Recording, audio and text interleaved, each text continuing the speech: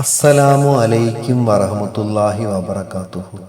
പ്രിയമുള്ളവരെ, ഇന്ന് നമ്മൾ പറയുന്നത് കടബാധ്യതയെക്കുറിച്ചാണ്. കടം ഇല്ലാത്ത ആളുകൾ കുറവാണ്. കടത്തിൽ കുടുങ്ങി ജീവിതം വഴിമുട്ടി നിൽക്കുന്ന ഒരുപാട് പേർ നമുക്കിടയിലുണ്ട്. വീട് പണി തുടങ്ങി കടത്തിൽ കുടുങ്ങിയവർ, മക്കളുടെ വിവാഹം നടത്തി കടത്തിൽ കുടുങ്ങിയവർ, ബിസിനസ് തുടങ്ങി കടം വന്നവർ, ലോൺ എടുത്ത് കടം വന്നവർ, അങ്ങനെ പല വിധത്തിൽ കടം കൊണ്ട് വലയുന്നവരുണ്ട്. ദിവസം വെറും 3 മിനിറ്റ് ചിലവാക്കാൻ നിങ്ങൾ തയ്യാറാണോ? നിങ്ങളുടെ കടം പെട്ടെന്ന് വീട്ടുവാനുള്ള വഴി തുറന്നു കിട്ടും. ഒരു സൂറത്ത് പറഞ്ഞു തരാം. ഈ സൂറത്തിനെ നിങ്ങൾ ജീവിതത്തിൽ പതിവാക്കുക. കടം ഇല്ലാത്ത ഒരു ജീവിതം അല്ലാഹു തആല നമുക്ക് പ്രദാനം ചെയ്യട്ടെ. ആമീൻ. സൂറത്ത് ഇതാണ്. വിശുദ്ധ ഖുർആനിലെ 66-ാമത്തെ സൂറത്ത്, സൂറത്തുൽ തഹരീം. ചെറിയ ഒരു സൂറത്താണിത്. സുബഹി നിസ്കാര ശേഷം ഒരു തവണ ഈ സൂറത്ത് പതിവാക്കുക.